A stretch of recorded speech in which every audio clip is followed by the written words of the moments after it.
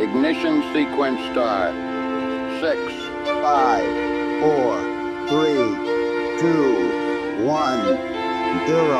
All engine running. Bienvenidas a Radio Himalaya, el satélite en las ondas donde la salud mental se habla en primera persona.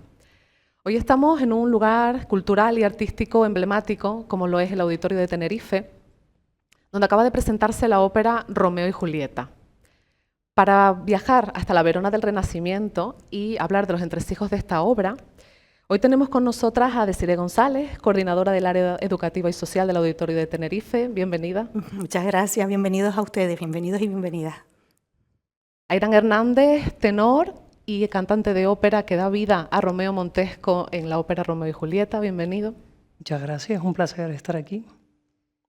Emma Sánchez, que participaste en el programa Prevenidos del Auditorio de Tenerife y actualmente trabajas en el área educativa y social del auditorio. Bienvenida. Sí, efectivamente. La verdad que tengo mucha suerte como joven que está empezando a trabajar. Qué bueno, pues hablaremos de eso también a lo largo de la tertulia. Y Sonia Montesinos, participante de la comunidad himaliense con experiencia propia en salud mental. Bienvenida, Sonia. Bienvenida, me gusta mucho cómo fue la ópera, me gustó mucho. Y de eso hablaremos hoy, esta tarde. Porque William Shakespeare publicó Romeo y Julieta a finales del siglo XVI y el compositor francés Charles Gounod la estrenó como ópera por primera vez en 1867. Yo les pregunto, ¿qué ingredientes tiene esta historia de amor para que siga cautivándonos tantos siglos después? Bueno, el más importante para mí es que es una historia que la puedes extrapolar a cualquier momento, época de la historia, porque es básicamente, en resumen, la historia de dos jóvenes que se enamoran en un contexto familiar y social que, de hecho, donde hay batallas entre ellos, guerras entre ellos, y tienen que solventar esa situación y vivir su amor a pesar de las circunstancias. Entonces, esto se puede extrapolar a cualquier momento, cualquier situación de la vida. Sí, el amor y la muerte, porque al final es la muerte. Efectivamente. Los grandes temas transversales, ¿no?, que han estado presentes. Temas universales. Exactamente. Al final, a lo mejor, bueno, la época es otra, pero ahora también existen diferencias culturales, religiosas, de clases sociales, que igual no tan acentuadas, pero bueno, también depende de en qué contexto nos situemos, pero evidentemente no podemos decir que no existan ahora. Exacto. Van a existir. Y también ese problema a veces de mala comunicación, de no entenderse, porque al final hay un malentendido ahí que a lo mejor no tenía que haber llegado a tanto, pero también ahora sí lo miramos un poquito, también existe esa desinformación a veces en un mundo plagado de fuentes informativas, no todas son fiables, no todas son ciertas. No, yo creo que tiene muchas características que se pueden extrapolar y la verdad que sí. Te diría también, añadiría que es también la falta de comunicación o de no querer escuchar. Cada uno piensa lo que piensa y le da exactamente igual el tener esa conversación, porque, por ejemplo, no debería haber terminado así. O sea, no deberían haber muerto. Si hubiera habido un interés real del entendimiento entre las dos partes, no debería haber acabado así, y esto sucede muchísimo en nuestra sociedad. Vemos como el odio ahí particularmente, efectivamente, pues gana un poco, ¿no?, la partida. Bueno, Sonia y yo tuvimos esa suerte, esa oportunidad de entrar unos días antes del estreno a la Sala Sinfónica y ver la escenografía de la obra antes del estreno. Que además hay que poner también en valor, ¿verdad?, que la escenografía para el montaje colaboró Centros de Formación Profesional de Tenerife y de Gran Canaria. Sonia, ahora sí, cuéntanos qué es lo que más te ha sorprendido y lo que más te ha gustado de la experiencia en la ópera. A mí me gustó mucho el decorado, o sea, el balcón, él estar abajo cantándole, enamorado, escondiéndose de los que mandaban. Y me gustó mucho el decorado, sí, aquella lámpara grande. esa lámpara que se movía. En la escena del dúo de amor estábamos Sofía y yo mirando y diciendo, vamos a confiar en los técnicos. Que no sea el fantasma de la ópera, por favor. Sí. Pero sí, estoy contigo, de verdad. El decorado es precioso. Muy bonito, sí. Además, yo creo que el decorado también jugaba un papel fundamental en la obra, ¿no? Esos balcones, ¿no? de estilo renacentista, pero también ese andamiaje, ¿no? Que escondía como esa doble... Ese contraste, así como dices doble tú, contraste. que es curioso porque una de las principales ideas, ¿no? de esta producción que nos comentó Andrés es que estaba enmarcada en los años finales 60, principios 70. Se podía ver en algo del vestuario, pero había como espacio para descontextualizarlo un poco y jugar con esa idea de esa época renacentista, con el vestido, por ejemplo, de Día del Final, ese traje de terciopelo, ¿no? que evoca como esa época, en contraste con pues, todo el resto del vestuario, que es época hippie. Sí. Con ese vaquero de Sofía, ¿no? Exactamente, el vaquero. Y esto del andamiaje, como de un teatro sin terminar, ¿sabes? Para hacer también un poco la referencia al teatro shakespeariano, ¿no? Y los balcones de Verona, pues me gusta como ese contraste, ¿no? Interesante. Como espectadoras, pero bueno, quizás Aidan tú también como intérprete, ¿hubo algún momento de la obra que les emocionara especialmente o que incluso con el que se sintieran identificadas? A mí me gustó la parte del bar, los que cuando llevaban los camareros, sí, me gustó esa, como la época antigua de los años, sí, los años 50, 20, sí, me gustó mucho esa escena. A mí lo que más me gustó es cuando ellos se escapan y se van a casar, porque me recuerda mucho a la escena de Braveheart, que se van al bosque y se casan en secreto, y a mí todo lo que sea un drama de amor en secreto, a mí esto me encanta. Escondiéndose, sí. La verdad. Y también el papel del pastor en sí, el tema de las plantas, que está fumando, que no me pillen, cuando es una figura sagrada, todo eso también me encantó por la sátira y demás.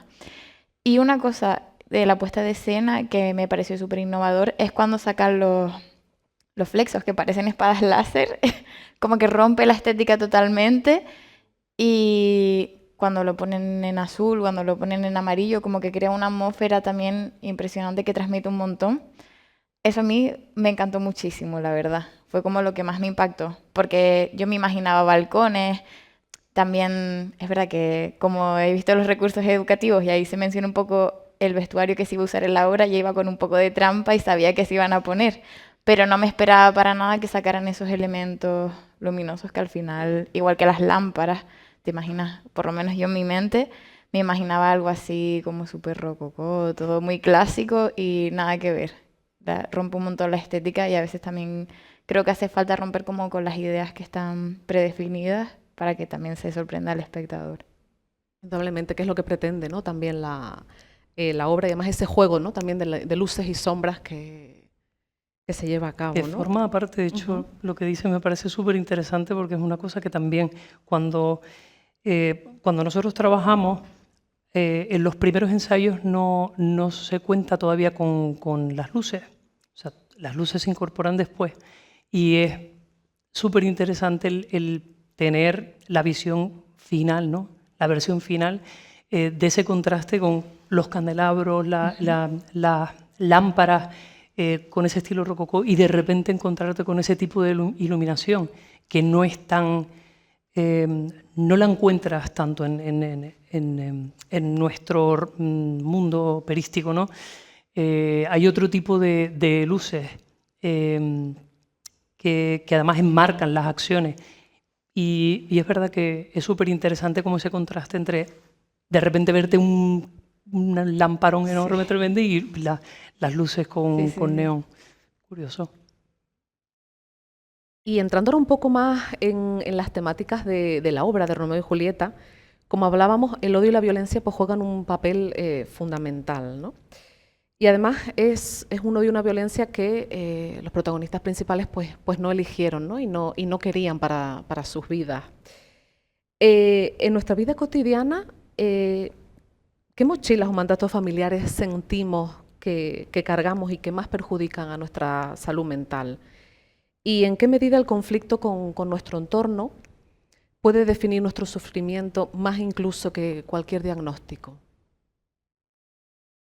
Yo creo que muchas veces son las expectativas que pueden tener, que se pueden dar en el ámbito familiar y que acabas asumiendo desde que eres un niño, una niña, y a veces el no poder llegar a las expectativas, porque muchas veces los padres o madres proyectamos en nuestros hijos cosas que nosotros quisiéramos haber hecho, pero en cierta medida tampoco sabemos si es lo que ellos quieren hacer. Y tú siempre vas a educar pensando que estás haciendo lo mejor del mundo. Y entonces yo creo que al final la mochila de no poder satisfacer aquellas expectativas que otras personas han depositado en ti, con todo el cariño del mundo, yo creo que al final te marca. Es en el ámbito familiar. Después, por ejemplo, también en el ámbito escolar ocurre las etiquetas.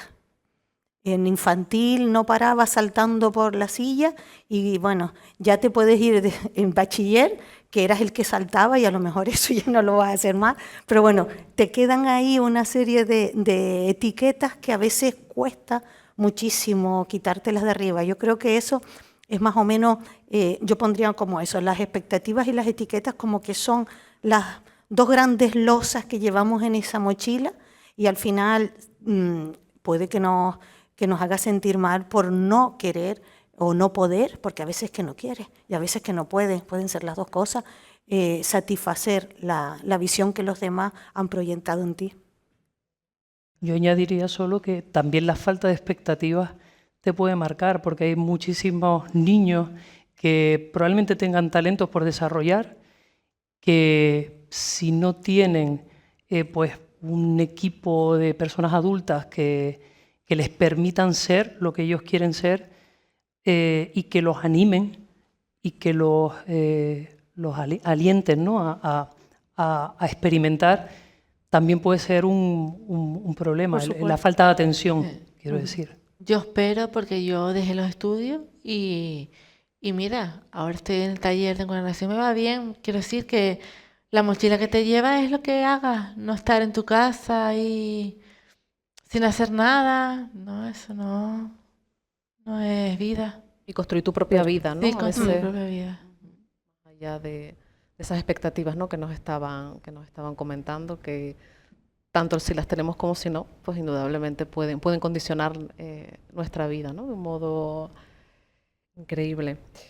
Si ahora miráramos la obra con gafas violetas, es decir, con esa perspectiva feminista, no sé si estarán de acuerdo conmigo en que el patriarcado y los roles de género pues condicionan profundamente la vida de todas las personajes, ¿no? Pues por un lado, por ejemplo, vemos a los hombres pues como Romeo, Mercucio o Teobaldo, que representan ese modelo, ¿no? de masculinidad pues machista, más ligado al honor, más ligado a la violencia, que al final, bueno, acaba impulsando pues toda una serie de acontecimientos trágicos.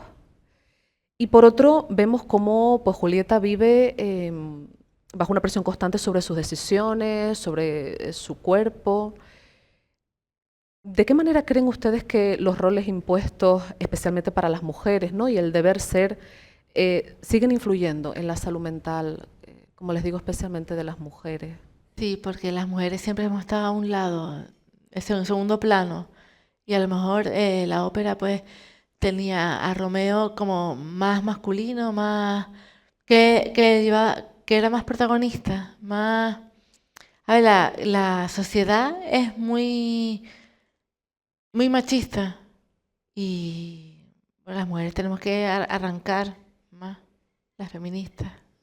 Yo quisiera aportar algo que precisamente lo hablamos con Andrés al principio, de lo que él esperaba de los dos personajes principales en esta producción en concreto. se habló precisamente del machismo, que además encima el machismo atraviesa tanto a hombres como a mujeres, de una forma y de otra. Y en este caso, una de las peticiones que hubo al inicio fue que en el caso de Julieta se pudiera mostrar, en el caso de Sofía, una toma de decisiones propias, personales, y que fuera como un poco el motor de esta relación, ¿no?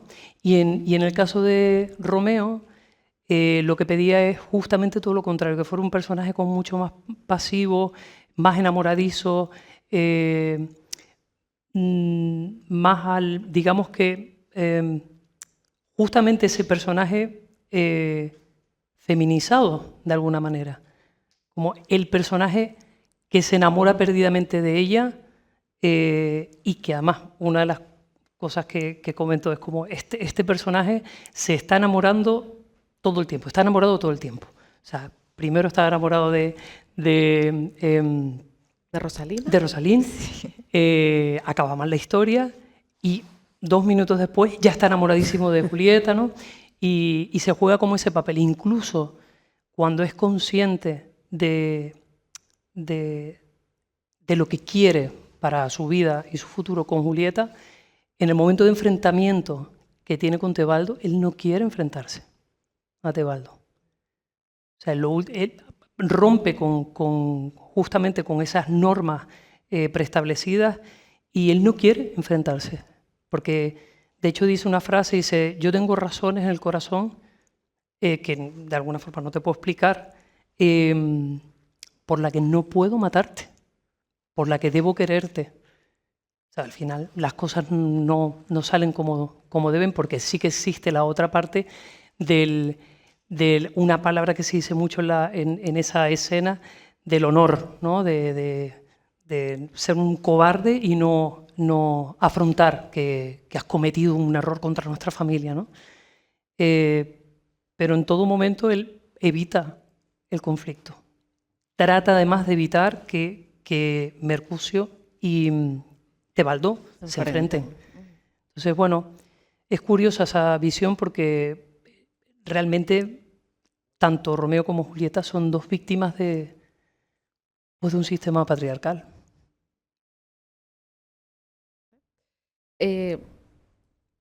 Trayendo un poco esa realidad a la actualidad, nosotros sabemos, ¿no?, que las mujeres, pues, a día de hoy tenemos mayor probabilidad de ser diagnosticadas de algún problema de salud mental y, por lo tanto, medicadas. ¿Creen que a veces se etiqueta como trastorno lo que en realidad es una respuesta natural al machismo y a la sobrecarga de cuidados? Pues yo creo que sí, que el machismo siempre va a haber machismo. O sea, hay que luchar por derechos de la mujer para que esto no ocurra. En todos los ámbitos, en trabajo, salud. Sí, yo creo que hay que cambiar mucho. No queda mucho por hacer. Queda mucho por hacer. Queda por hacer, pero ya yo soy muy positiva, entonces creo que se ha avanzado bastante.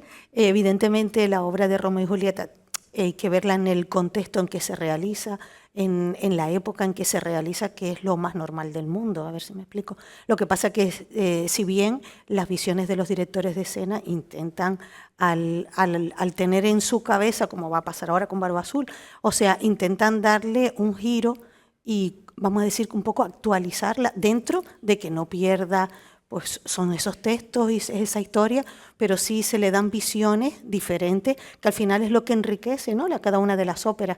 La puedes oír en un momento o en otro, que si tiene diferentes directores de escena, pues la ópera va a cambiar. Y con referencia a lo que estábamos hablando, yo creo que aún sigue habiendo un exceso de esos de cuidados feminizados a las personas mayores, a los niños y niñas que tengas. Entonces al final siempre hay tradicionalmente, y aunque cada vez está menos, como estoy diciendo, esa carga familiar de el otro día no hubo clase, ya, ¿qué hago con los niños? O sea, al final esa conciliación laboral que favorablemente ha ido mejorando, nos ayudan a no tener tantas cargas.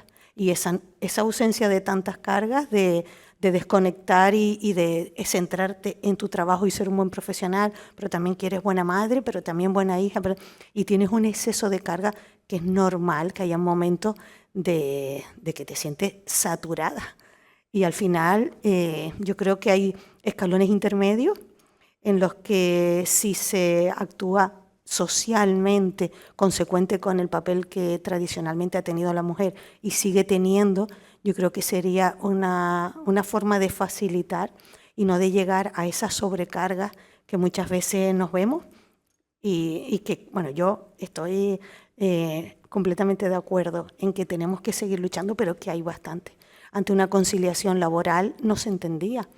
Es que estamos hablando de nuestras madres, o sea, tú tenías que trabajar y después cuando llegabas a casa tenías que hacer todo y el hombre pues eso trabajaba, pero después no miraba si los niños estaban en clase, si no, entonces eso son cargas que tradicionalmente has ido cogiendo y que muchas veces hasta asumimos como propias y nosotros a veces actuamos de forma machista, nosotras, utilizándola nosotros, nadie nos la está imponiendo, pero al final dice, venga, yo lo hago, que ya, no, párate. Lo hace un día uno, otro día lo hace otro, y otro día lo hacen ellos, que hay que dar autonomía también y que también caminen solos y solas. Así que yo creo que sí, queda por hacer, pero tenemos ya bastante, Creo que estamos en buen camino. Sí. Experiencia personal en casa, que creo que es interesante porque no pasa en todas las casas, yo lo entiendo. Una familia, pues padre, madre, 6 hermanos. Que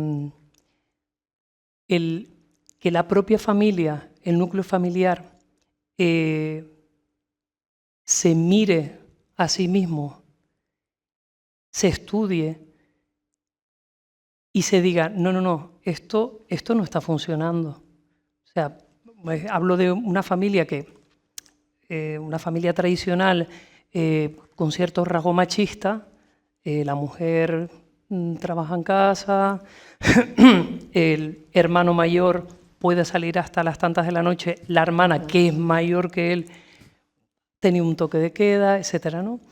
Y pues el cómo a lo largo de los años eso fue cambiando. Cuando mi padre se jubiló, mi padre era el que se quedaba en casa, hacía las cosas de la casa, mi madre salía a trabajar, también hacía cosas en la casa, pero quien me llevaba, por ejemplo, al conservatorio era mi padre, muchas veces por la mañana el desayuno me lo daba mi padre, mi hermano que en casa, mientras vivió en casa, pues había unas ciertas cosas que las hacían mis hermanas, no las hacía él, y que ahora que tiene a sus hijos, pues es todo lo contrario, se ha revisado, nos hemos revisado y hemos cambiado el patrón. Entonces yo creo que de alguna manera todo esto se impulsa desde las casas.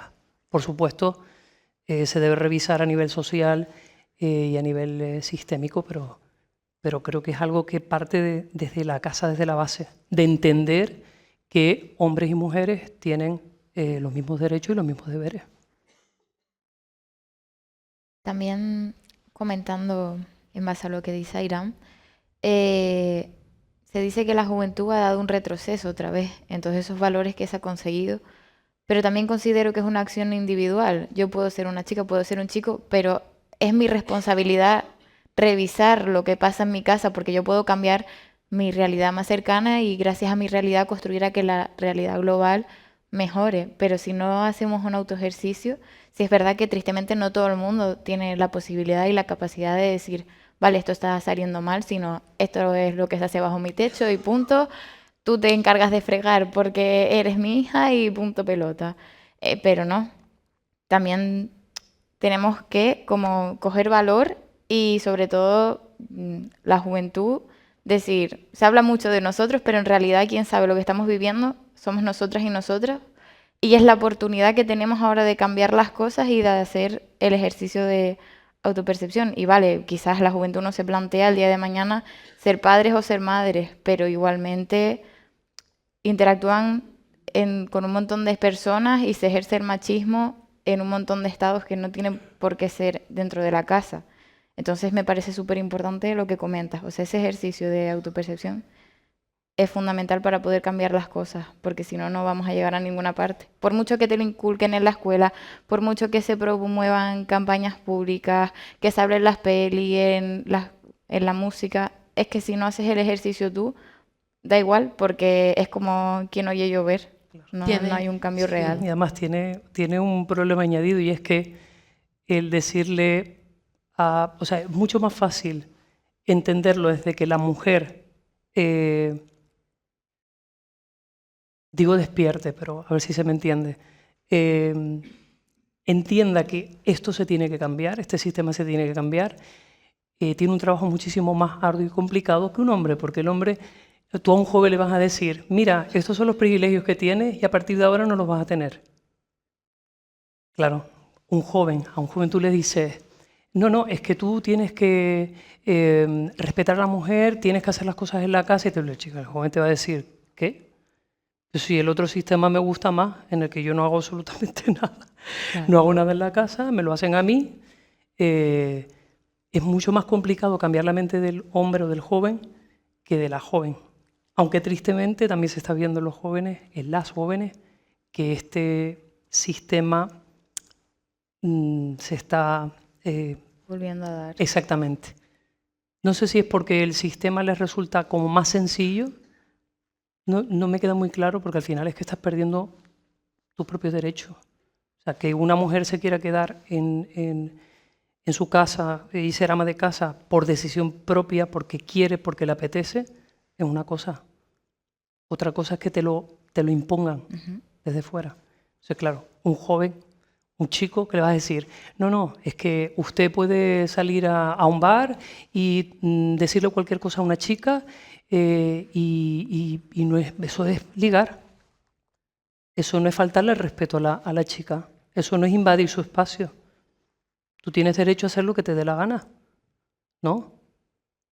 Porque si no, claro, las denuncias falsas, que si te van a denunciar... No, señor, usted sabe perfectamente lo que es correcto y lo que no es correcto. Entonces, habría que trabajar precisamente con los jóvenes para explicarles que aunque sea más complicado para ellos, porque van a tener que aceptar que muchos de los derechos que tienen no son derechos. Es machismo, puro y duro. No sé, igual con la juventud es más complicado por eso, porque todavía son cerebros que están en formación y que obviamente se van a quedar con lo más sencillo que sea para ellos. Al final, el sistema educativo también juega un papel fundamental. En las clases, en el aula, se intenta que todos sean iguales.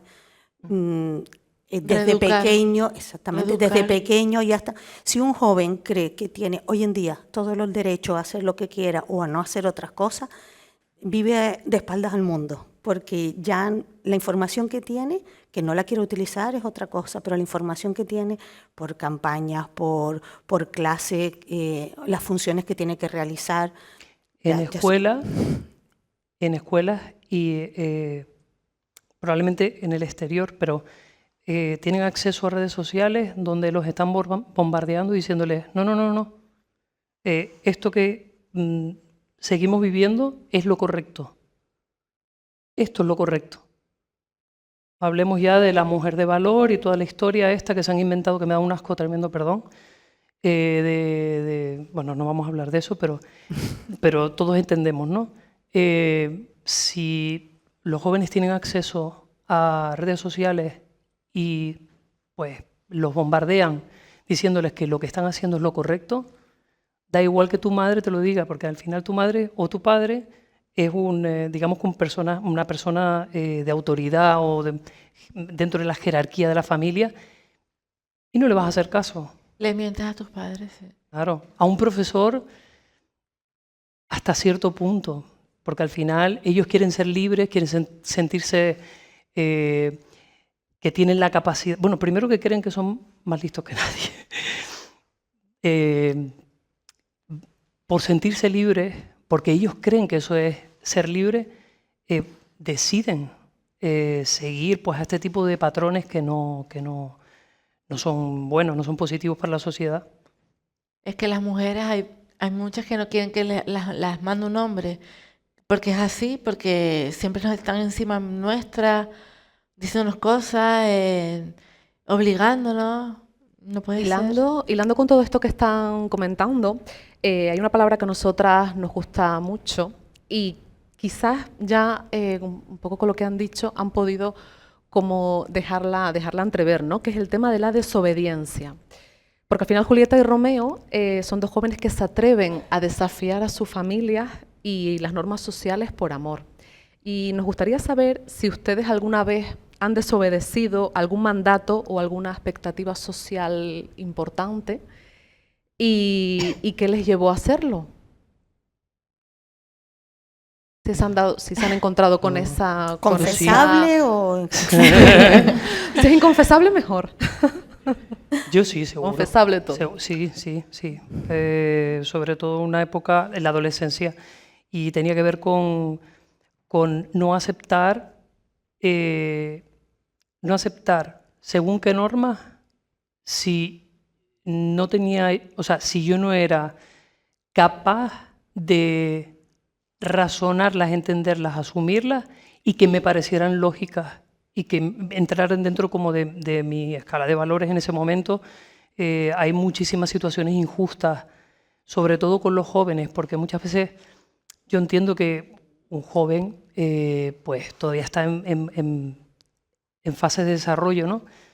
Pero a veces se le infantiliza demasiado y no se le permite que se equivoque, que asuma sus errores y que desarrolle su personalidad justamente así. Es muy interesante ver a jóvenes, adolescentes que desafían la autoridad, no porque sí, o sea, razónamelo. Yo he visto una conversación de mi hermano precisamente con uno de mis sobrinos que no quería estudiar, tal, y entonces él se paraba y le decía, explícame, dame tus razones, explícamelo. Dime por qué no quieres hacer esto, ¿no? Porque yo no quiero hacerlo porque la profesora me tiene manía, porque no sé qué, por no sé cuánto. Bueno, pues esto es tu razón, pero ahora yo te digo cuál es la otra parte. Entonces tú a partir de ahí tú sabrás, estas son las consecuencias. Hace falta a veces romper las normas porque hay veces que las normas que están preestablecidas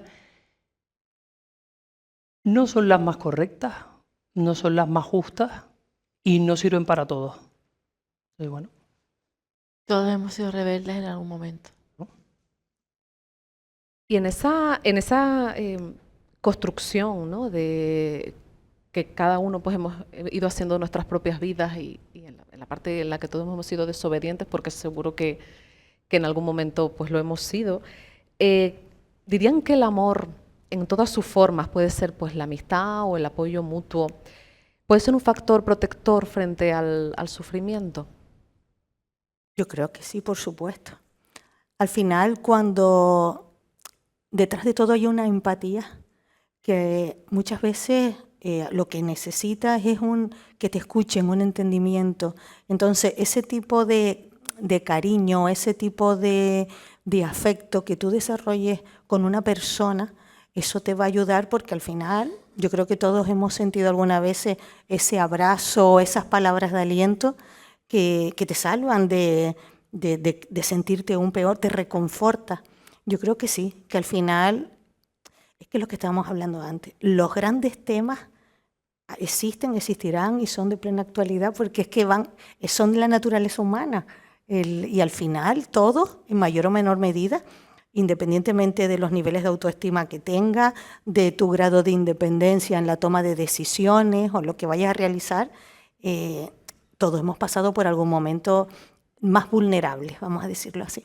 Y ese sentirte vulnerable, bueno, al final si tienes una mano amiga, unas palabras de ánimo, yo creo que esa forma de cariño, que al final creo que es el más grande, el que tú sientes por ayudar de forma completamente altruista, sino por querer ayudar, por querer echar una mano a alguien, yo creo que eso es fundamental, ese tipo de cariño, de verdad que sí. Sí, de amor, de afectuosidad hacia otra persona, de ayudarla, En nuestro caso, por ejemplo, ¿no? Sonia en Radio Imalia, ¿no? Podría considerarse como un espacio como seguro. Te puedes expresar como quieras. Sí. Y donde, bueno, también se fomenta mucho ese apoyo mutuo, ¿no? Entre personas que conviven con un problema de salud mental. Sí. Bien. Sí que es verdad que no queríamos pasar por alto, pues también como asociación pues, que trabaja por la salud mental, que al final, bueno, Romeo y Julieta es una obra que puede interpretarse pues, como una idealización del amor romántico, pero también que puede leerse como una advertencia sobre sus peligros, ¿no? Que es lo que hemos compartido un poco a lo largo de esta conversación. En cualquier caso, es verdad que el desenlace de las protagonistas pues, nos recuerda que, tanto en esa época en que Shakespeare escribió Romeo y Julieta como en la actualidad, pues el suicidio sigue estando rodeado de muchos estigmas y muchos prejuicios. Hoy sabemos que es una realidad compleja y multicausal, pero importante también porque además lo apuntabas antes, Airam, ¿no? Es una realidad que sabemos a día de hoy que se puede prevenir con el apoyo y el acompañamiento necesario.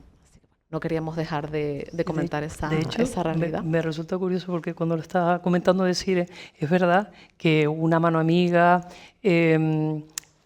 tener pues un contexto pues, de amigos, de familia que te pueda apoyar, el amor, está muy bien, pero si Romeo y Julieta hubiera sucedido ahora, hablando precisamente del tema del suicidio y que en realidad no era y más suicidio adolescente. En este caso, claro, no era suicidio real, era un suicidio ficticio que salió mal.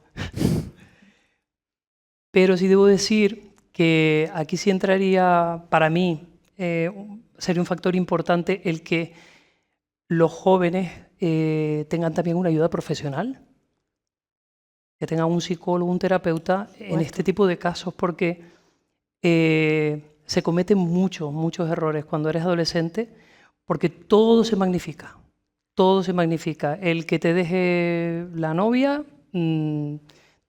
pues ha causado precisamente estas muertes, problemas de alimentación, trastornos de todo tipo.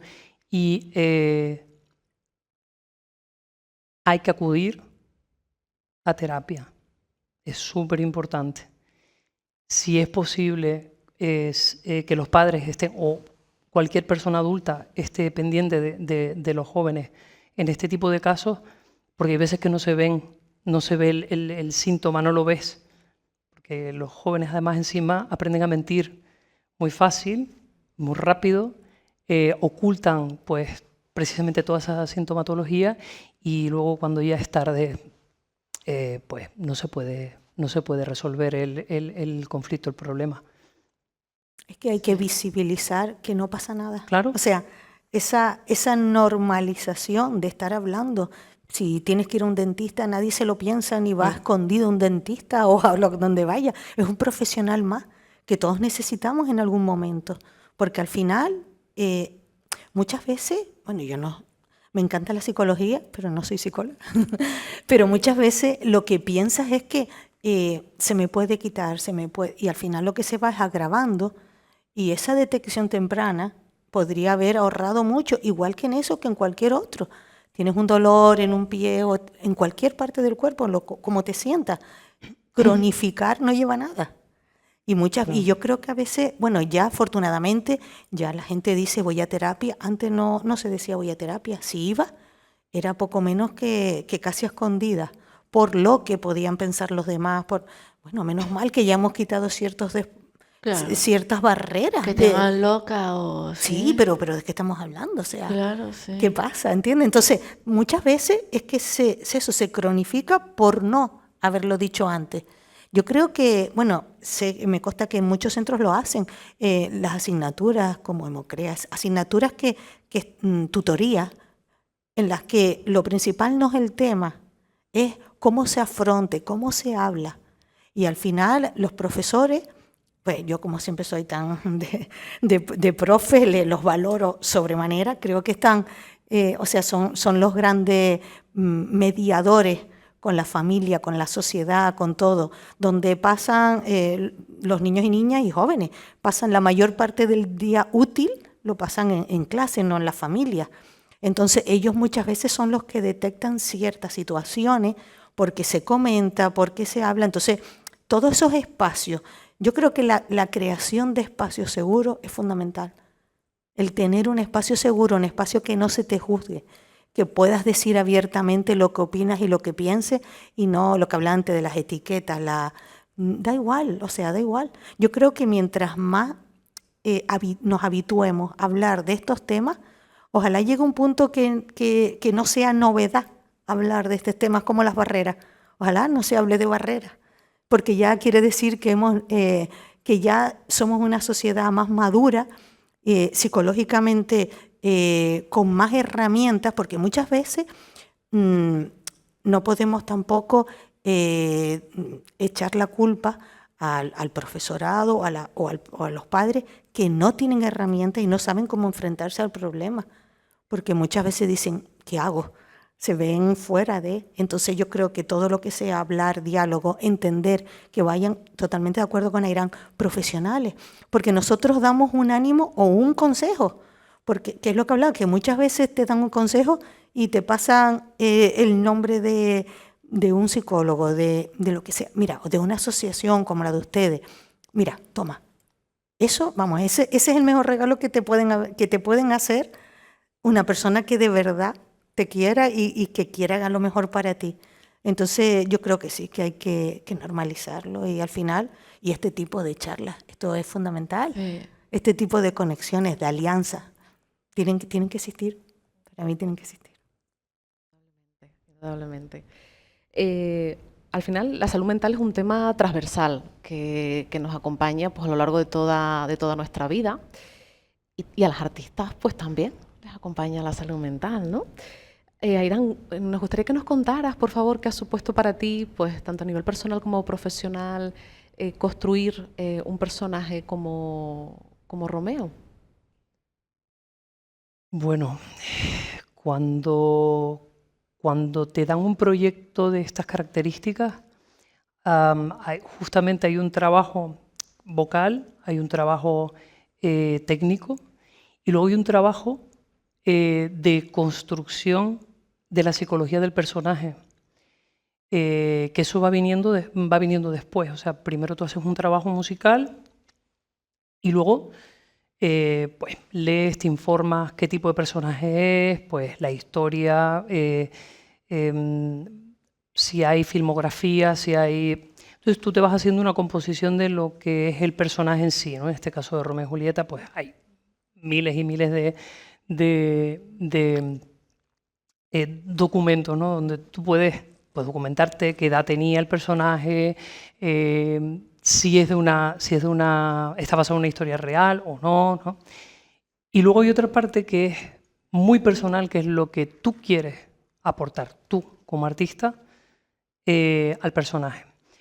Y esto no solo lo desarrollas en la fase previa de estudio, sino que en la medida en la que empiezas a trabajarlo con el director de escena, pues el director de escena tiene una idea para tu personaje, tú tienes una idea para tu personaje y ahí pues guerra, muerte, no.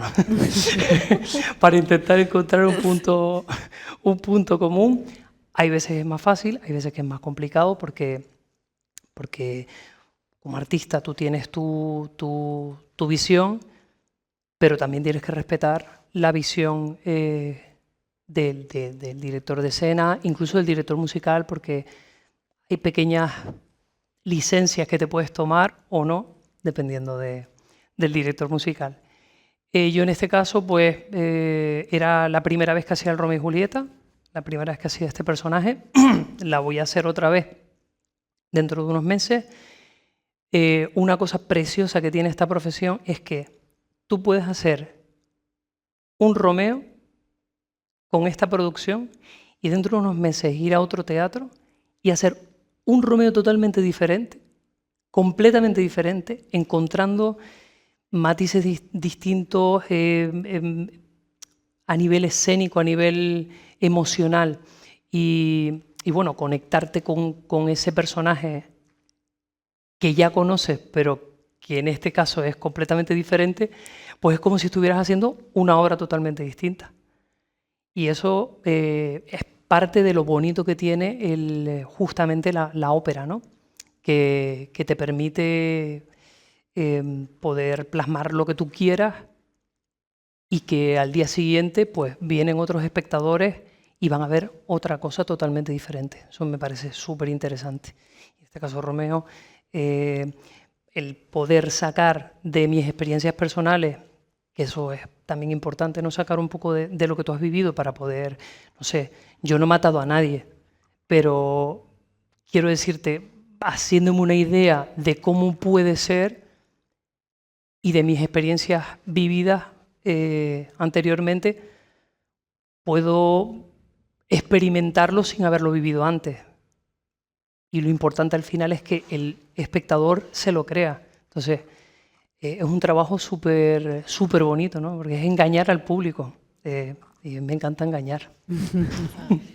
Un trabajo súper bonito, pero también exigente, ¿no? Y lleno de presiones para ustedes las artistas.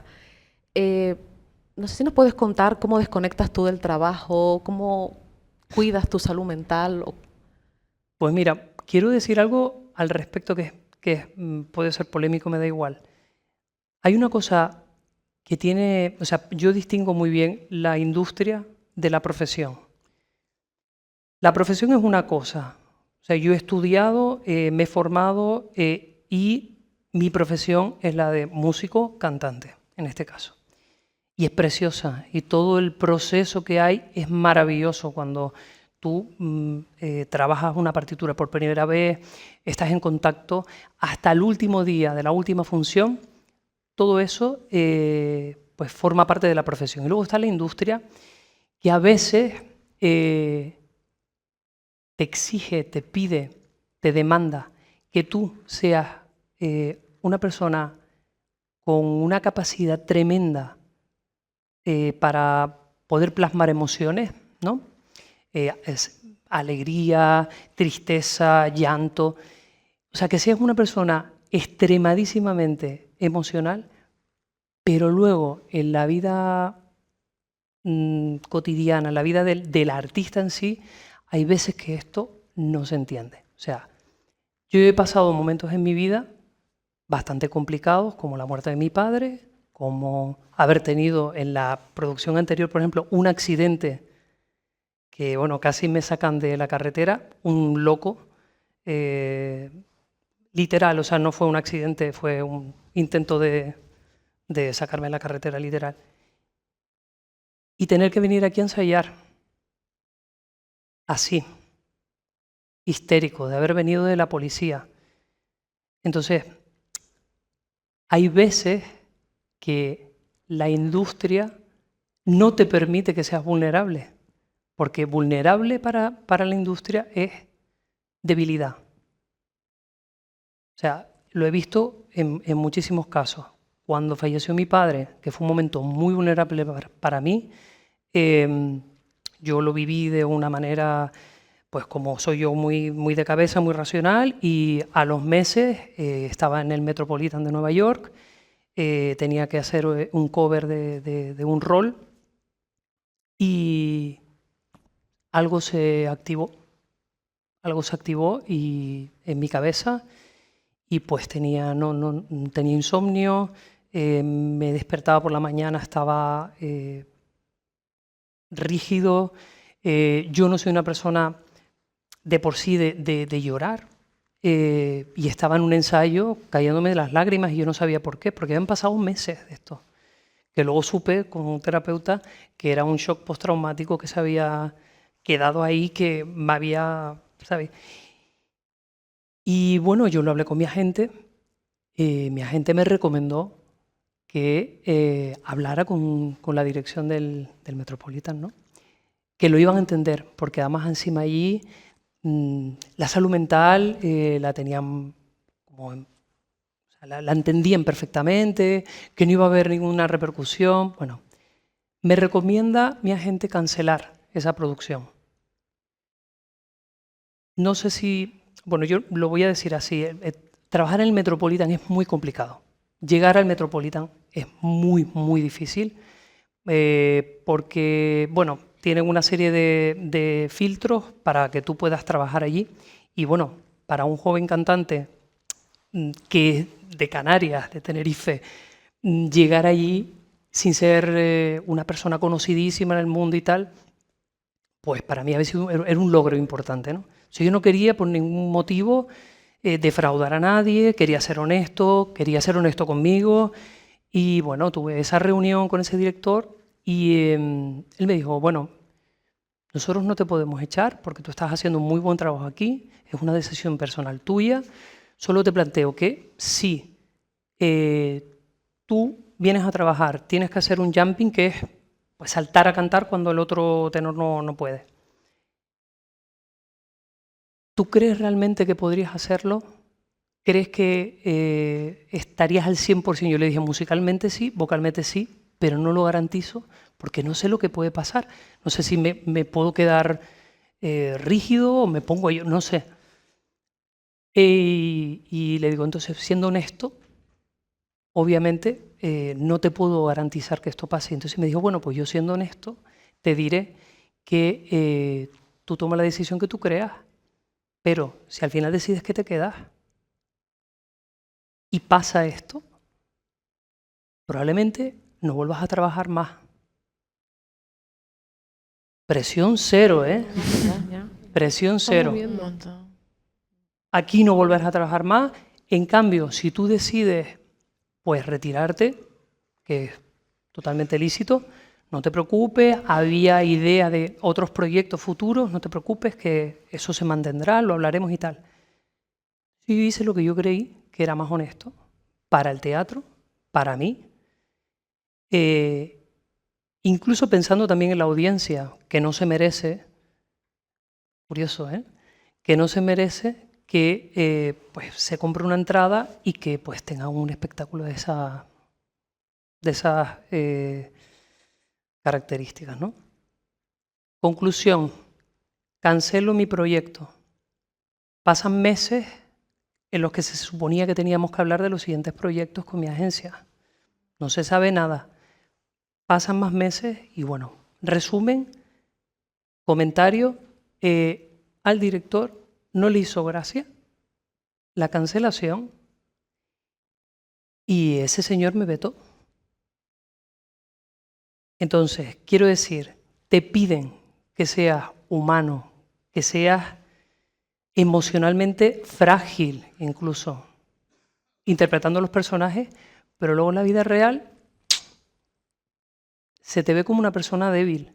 Y esto yo es algo que creo que deberíamos tener en cuenta, porque obviamente pasa en esta profesión, pasa en otras profesiones, pero en nuestro caso además, que estamos tan conectados todo el tiempo con nuestras emociones, es duro de vivir, es duro. O sea, yo he tenido la suerte de que mi parte racional funciona muy bien y tengo mi momento de caer, ¿no? Cuando llega la noticia, pero luego digo, no, esto no me va a hundir. O sea, yo tengo miles de cosas súper positivas y súper bonitas en la vida para seguir adelante. Pero es verdad que es que esto te va minando. Todos los problemas que con el tema de las audiciones, de las negativas, de las críticas, porque las críticas pueden hacer muchísimo daño, de los comentarios de los directores, de propios colegas, propios compañeros, que viviendo en un mundo tan competitivo, pues hay veces que pues pasan todos los trabajos aquí, ya te digo que es mucho más, o sea, se vive más. Y sobre todo porque luego tienes que trabajar con ellos. O sea, me ha pasado de estar trabajando con una chica, que no voy a decir el nombre obviamente, una compañera, que no había conexión, cero. A nivel personal no vibrábamos en dos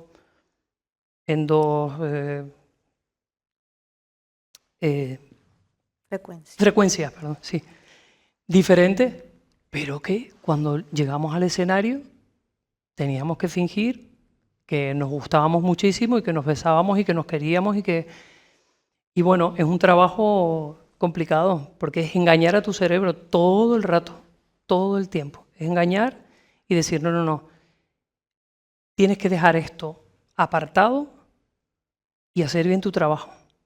Y bueno, pues eso a la larga, si no eres fuerte mentalmente, si no trabajas con un terapeuta que te ayude, ¿no?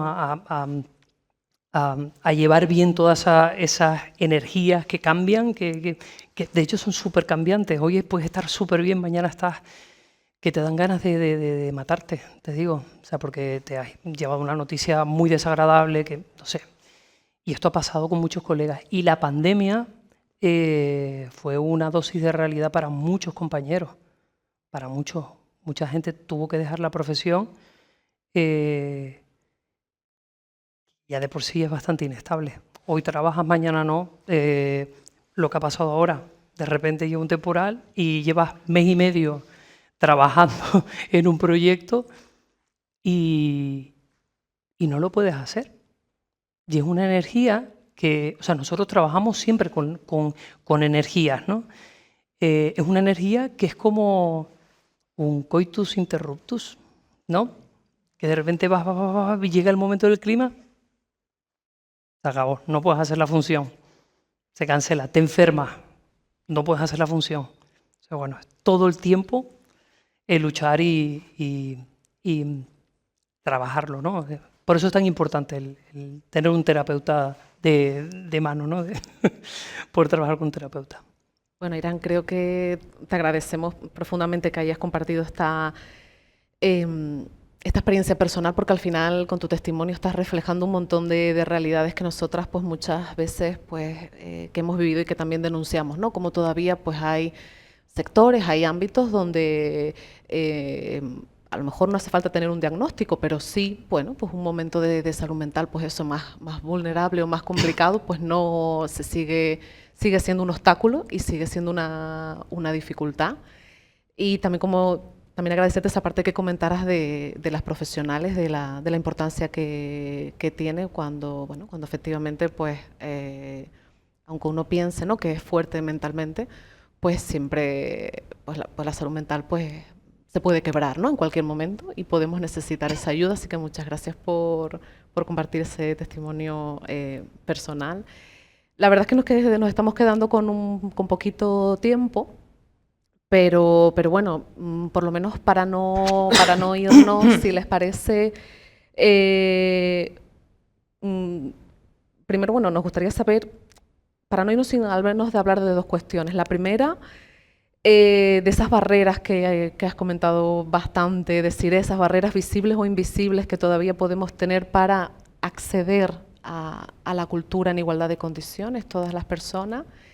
Y bueno, si quieres lo podemos hilar, si te parece, para no irnos mucho más de tiempo, pues con esa labor fantástica, ¿no?, que realizan desde el área educativa y social, desde el Auditorio de Tenerife, junto con el proyecto Prevenidos, en el que participa Emma. Si nos pueden contar un poco. Claro. Así. A ver, es obvio que existen barreras visibles e invisibles para acceder a la cultura. Bueno, siguiendo con mi estela de la positividad, diremos que, por ejemplo, este año, pues, bueno, el año pasado se publicó el Plan de Derechos Culturales a través del INAEM, en el cual, pues bueno, fue un plan participado, que se establecieron 13 ejes, y dentro de esos ejes estaba la inclusión, bueno, y mucho a través de mujeres o de colectivos de diferente ámbito menos representados. Y al ver, vamos a decir que nosotros, particularmente desde el área o el auditorio como institución, trabajemos los derechos, trabajemos con la inclusión, es un derecho.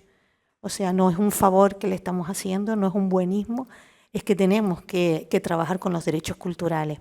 Las barreras son las que más o menos todos conocemos, barreras tanto físicas, que bueno, que eso también depende un poco de la estructura del arquitecto de turno, las leyes que estuvieran, aunque siempre hay planes de mejora, como nosotros estamos haciendo uno con Simpromi para el plan de accesibilidad, barreras económicas, por ejemplo, barreras geográficas. En cuanto a barreras, nosotros, por ejemplo, desde el área, pues tenemos en la misma trayectoria desde hace muchos años, no ahora con el plan, sino que lo hemos venido haciendo. Las actividades del área educativa son todas gratuitas.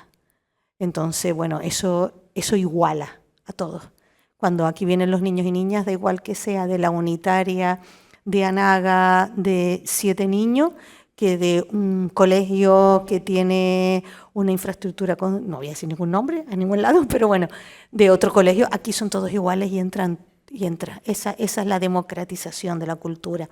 En cuanto, muchas veces, el no vivir en la zona más metropolitana es también una forma de no acceder. Nosotros, para paliar eso, tenemos un proyecto que se llama Teatro en la Escuela, en el que las compañías de danza, de música, de teatro, se desplazan a los centros educativos y van a todos los centros. Tenemos más de 100 funciones en los centros educativos en un curso escolar, con lo cual a nosotros nos da igual que tengan un teatro en su centro o se haga en la biblioteca o donde todo el mundo pueda buenamente hacerlo.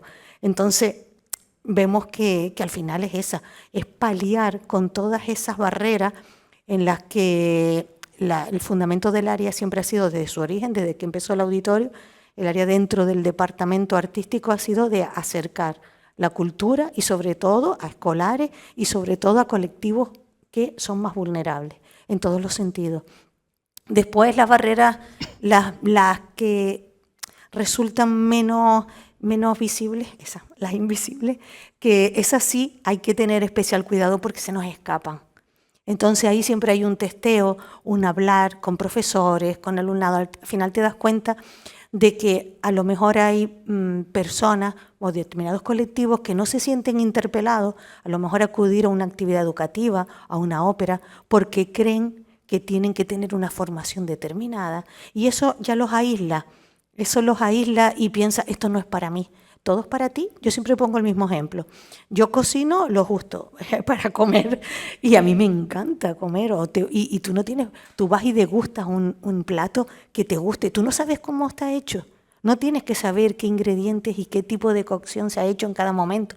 O te gusta un perfume porque te gusta. Después ya si te lo examinan, ya dice, es que tiene estos matices de entrada, o después quedan estos dumbraderos, o todas las cosas, o más o menos tiempo que esté.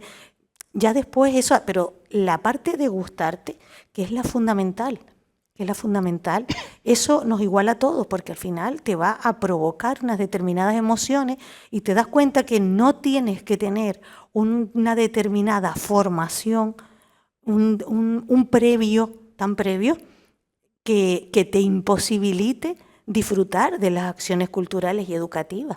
Las tienes que disfrutar, después ya las vas aprendiendo. Eso no quiere decir que no querramos que las sepan. De hecho, nosotros hacemos recursos educativos de todas las actividades del área precisamente para ayudar en nuestra mínima gota de arena que somos en esta gran montaña, para que sepan, para que, no sé, si vienen a una ópera, pues los habrán visto las tesituras de las voces cuando se habla de un tenor. ¿El tenor qué es? ¿Más grave es que es agudo? ¿Qué es grave es agudo? La familia de los instrumentos, o sea, un mínimo, el contexto donde se desarrolla. Y al final todo eso hace que te den unas herramientas que cuando tú llegas, oye, pues lo puedes disfrutar un poco más. Es disfrutar un poco más, saber un poco más de ese examinarlo.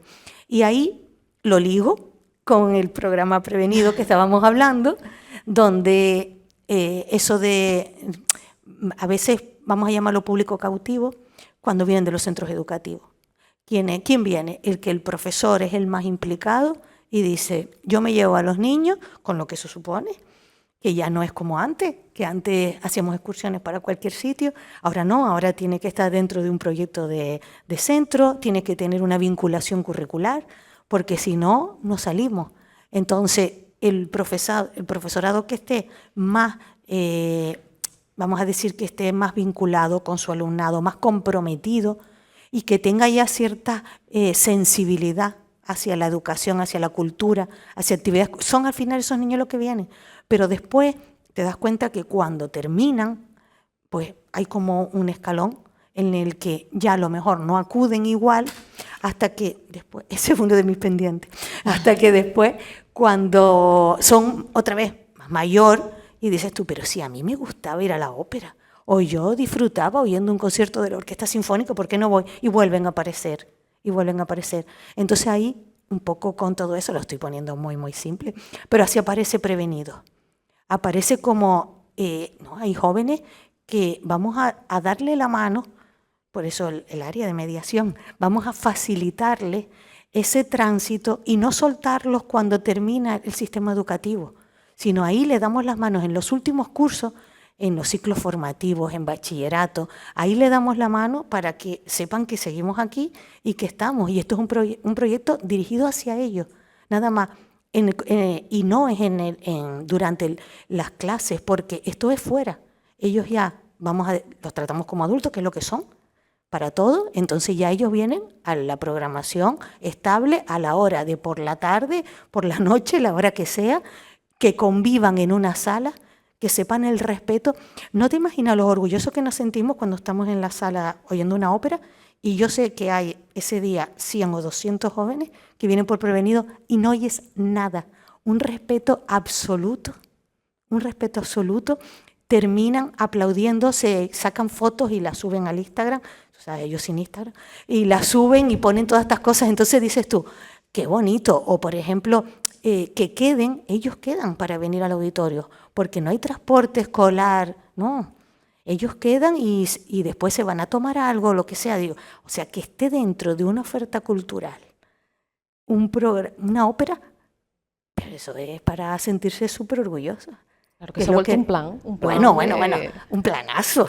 Día a día, nosotros también trabajamos mucho, bueno, como les comentamos, la ópera esta de Romeo y Julieta, alumnado del módulo de madera ayudó a hacerlo, o sea, eso es súper orgulloso cuando tú vienes, que tú estuviste trabajando en tu centro y vienes y ves eso, o sea, claro que te gusta. Y vienen bastante, para la Romeo y Julieta vinieron también de Fernando Esteves, para ver lo que son los vestuarios. Hicimos un día de visita que estuvo genial la semana pasada, porque claro, cuando ellos quieren venir, tienen que venir para ver algo. Entonces procuramos que haya algo potente que les llame.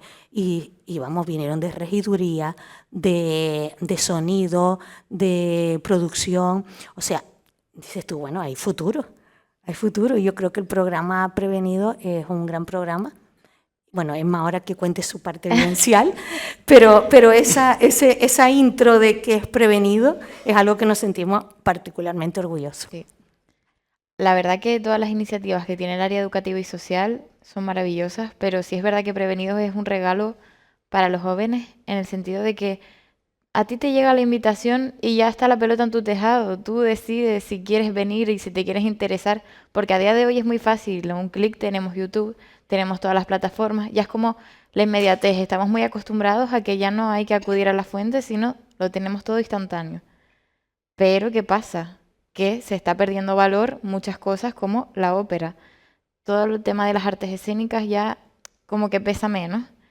Y gracias a Prevenidos se está rescatando, se está volviendo a poner en valor todo eso que a lo mejor los jóvenes no se plantean, porque en mi caso yo estudié bachiller de artes escénicas y en mi casa me han criado muy ligada a la cultura y yo tengo esa inquietud, pero a lo mejor mi amiga Pepita en su casa nunca le han dado la oportunidad de explorar ese campo.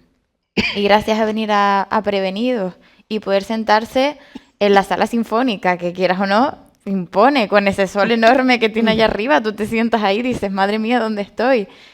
Y ves la obra que sea de música, sea de teatro o sea de danza, que te impacta, que a lo mejor sales de ahí y dices, pues no me gustó nada, pero ya te conmueve, te hace sentir algo y estás en vivo, que también se está perdiendo mucho ver arte en vivo, ya todo está digital y hay muchas cosas que por mucho que te pueda conmover una peli y la veas en el cine, en la gran pantalla igual, como que se pierde ese cara a cara, esas emociones que están flotando en el aire y de repente me llega porque veo como Romeo y Julieta se van y yo empiezo a llorar porque la estoy viendo y me estoy vibrando igual que los instrumentos. Es algo que Prevenidos es como si fuera magia, porque, o sea, yo es que también soy una apasionada y lo vivo todo muy intensamente, pero pero es verdad que es un regalo, es una oportunidad y quizás como joven no piensas venir a la ópera por tu cuenta porque dices, o sea, con todo mi respeto a los abonados, pero dices, no, eso es de jubilados y no es para mí. Y yo prefiero ir una tarde a la plaza con mis amigas y nos compramos un paquete de pipas y echamos la tarde ahí.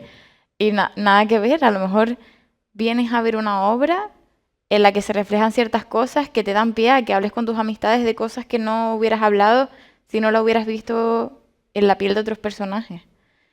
Entonces, Prevenidos es una maravilla y no hablo por mí, sino también cuando yo vine que estaba en pedagogía, también es que vinimos de un grado que se estudian muchas cosas que dan pie a hablar de todo esto, pero mis compañeras salieron alucinando de allí, lo que dice Desi, el respeto, porque también es verdad que yo siento que la juventud se está perdiendo mucho el respeto y ya no valoramos nada, nos aprendemos todos nuestros derechos y nos olvidamos de las obligaciones y lo damos todo por sentado.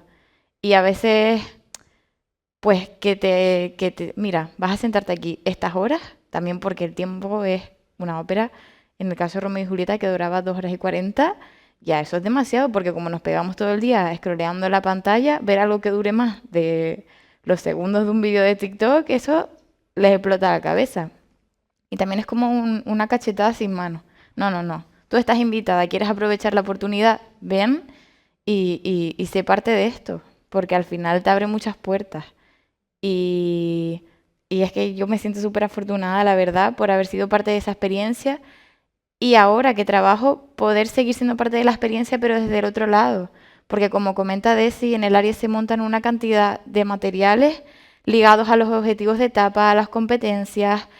La oportunidad de poder trabajar a lo mejor competencias lectoras con una obra en clase que después vengas a ver, eso es una maravilla porque le das herramientas a los maestros y las maestras. Y aparte, en Prevenidos, ellos reciben el material, pero también lo hacen de una manera autodidacta. Es decir, no es como en el cole, que hoy vamos a dar esto, no, no. Tú tienes estos enlaces, tienes el material, ahora tómate el tiempo si quieres y cacharrea, empieza, porque muchos son interactivos, se abren ventanas, lo que les comentaba antes, puedes ver el vestuario, que a lo mejor otra persona viene a ver la obra y ve lo que ve en el escenario, pero no sabe que esos balcones que están ahí los ha hecho un alumno o una alumna como tú, que también es de un ciclo, como por ejemplo lo que comentaba de las visitas que han venido. Entonces es un regalo y es una suerte que se promueva para los jóvenes, aparte del abono joven también, que nos sale más económico por ser menores de 30, que eso debería aprovecharlo todo el mundo, porque tal y como está subiendo el precio de la vida y de todo, es una suerte poder venir, porque siempre pensamos que la ópera es como algo de alta cultura y no, eso se viene con monóculo y súper arreglado y nada que ver, tú puedes venir a vivir la experiencia siempre desde el respeto como quieras y aprovechar los recursos que hay, que al final nos estamos olvidando de las posibilidades que tenemos como jóvenes. Muchas gracias, Emma. Muchas gracias porque además bueno, has aunado en tu respuesta pues, un montón de preguntas que teníamos aquí para contestar. Así que muchísimas gracias también esa visión, ¿no? de que comentabas o esas ideas preconcebidas que se pueden tener de la ópera y bueno, a lo mejor también relacionadas con la juventud, que estés tú aquí y que encarnes un poco a esa joven que realmente pues, le gusta, disfruta y además sabe lo que se cuece detrás de la ópera, pues que invites a tus iguales y a todas a venir es una gran oportunidad. Ya sí que es verdad que ya nos hemos quedado sin tiempo ninguno. Quizás todavía de una manera muy breve, porque bueno, no solamente personas en sus casas puede pensar, oye, pues la ópera no es para mí, sino también, como hemos visto, pues hay personas famosas que lo han llegado a comentar, ¿no? Que la ópera y el ballet ya no le interesan a nadie. Ya para terminar, con una frase muy breve, si les apetece, y quizás empezar por ti, Sonia. Nosotras que hemos tenido también la oportunidad de venir a la ópera con Cultura Inclusiva, gracias a la colaboración que ha hecho el auditorio con la asociación, con AFE Salud Mental. ¿Tú qué le dirías a una persona que no ha ido nunca a la ópera porque piensa que no es para ella o para él? ¿Cómo le invitaríamos a venir? Pues que le va a gustar porque no es solo para mayores, es para todos para jóvenes, adolescentes, y que le va a gustar mucho. Una vez que ve el movimiento, las artes escénicas, sí, les va a gustar. sea, que se animan a Está probar. pueden verla a los jóvenes también. ¿Alguien más que quiera decir algo antes de...? Yo solo diría que la única cosa que yo podría decir para invitar a público joven, bueno, de cualquier edad, a la ópera en concreto, es que la ópera, por mucho que este señor haya hecho ese comentario tan desafortunado, que parece que él no se ha dado cuenta que, por ejemplo, el cine sin la banda sonora tampoco funciona, y otras disciplinas que también hay dentro del cine, pero bueno, es uno de los pocos espectáculos que aúna prácticamente todas las disciplinas artísticas, porque ya lo hemos visto, o sea, desde regiduría, cantantes, instrumentistas, ballet, todos los responsables de maquillaje, peluquería, o sea, hay mucho, mucho arte y está vivo, quiero decir, es de los pocos espectáculos que tú puedes ver hoy en vivo, y ese espectáculo en concreto solo vas a ver, solo lo vas a vivir tú ese día. ¿Cierto o no cierto? Totalmente. Los conciertos en vivo lo que tienen es que son irrepetibles, tú los puedes grabar, da igual, si tú no lo has vivido en persona, no tienes ni la más remota idea de lo que te estás perdiendo, porque es que la conexión que hay directamente con todas las artes posibles que hay, incluso hasta ahora con todas las conexiones que hay con Nuevas tecnologías. las nuevas tecnologías, etc. Hemos visto piscinas en el escenario, hemos visto, bueno, de todo se ha visto ahí, ¿no? Eso solo lo tienes con la ópera, no lo tienes con otra disciplina. Así que puedes escoger cualquier ópera, cualquier temática, si no te gusta, como el cine. Si te gusta el cine de terror, pues tienes obras como el Castillo de Barbapleu. Si quieres pues una tarde romántica, pues tienes Romeo y Julieta. ¿Que quieres divertirte? Pues Barbero de Sevilla. Es que encima tienes una cantidad tremenda de posibilidades y de temas y de historias que las puedes disfrutar en vivo y en directo. Y eso lo vas a ver tú. Eso.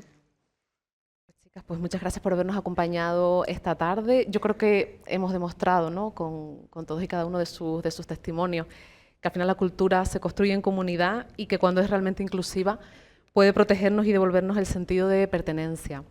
Gracias nuevamente por estar con nosotras, gracias a las oyentes también por acompañarnos en este nuevo despegue. Ahora damos paso al Rincón de las Palabras con nuestra compañera Alicia Ayer, que nos va a leer un texto de Enrique González, colaborador de Radio Imalia con experiencia propia en salud mental. Nosotras nos vemos en el próximo despegue. Hasta pronto. No es casual que la locura como el primer amor suelan acontecer en la adolescencia. En ambas, la rebeldía está presente, una forma de encontrar nuestro lugar en el mundo, de saber quiénes somos y hasta dónde podemos llegar, de descubrirnos a nosotras y al otro y rechazar la imposición del deber ser y el saber estar. Locura y amor son conceptos ambiguos, pero me atrevería a afirmar que están profunda y cercanamente entrelazados. El amor, y más concretamente el amor romántico, a veces nos sirve para fundirnos con el otro en esa necesidad de llenar un vacío, el vacío de un precipicio en el que a edades tempranas percibimos como abismo incognoscible. Sin ti no merece la pena la vida, así de intensa es la experiencia. En la locura, ese abismo puede tener múltiples caras, pero en lo profundo también existe un vacío. Está el miedo, miedo a no ser suficiente y defraudar el mandato social o familiar, miedo a sentir la soledad en su más cruda realidad, miedo que solo se sostiene si soy capaz de crear un delirio o una alucinación lo suficientemente real para que me pueda sostener en ese borde, hasta que encuentre la respuesta que vuelva a darle un sentido a mi existencia, o a esa persona que es capaz de darme la mano para volver a casa. Locura y amor son formas de sobrevivir a la falta de certezas. Casi se podría afirmar que son un derecho inherente a la vida humana, una necesidad de intensidad en ocasiones o de profundo adormecimiento en otras. La locura y el amor no siempre son una exaltación ni una pasión desenfrenada, ni una revolución ardiente. A veces también es un sufrimiento silencioso y desapercibido, la falta de un lugar donde podamos mostrarle al mundo lo que de verdad somos, o decirle a esa persona lo que sentimos por ella. Los que hemos vivido la locura, a veces carecemos de esos espacios y personas, y hoy le gritamos al mundo que ya no nos valen los asilos ni los fríos psiquiátricos donde se apaga nuestra voz. Necesitamos salir y ocupar el espacio que nos fue robado en nombre de la cordura, porque la locura es y será siempre como el amor, una necesidad del alma humana de enfrentar a sus demonios, un espejo en el que ve reflejado la posibilidad de ser mejores y de abrazar, si se quiere, cada una de nuestras diferencias. Ignition sequence start. 6, 5, 4, 3, 2, 1, 0.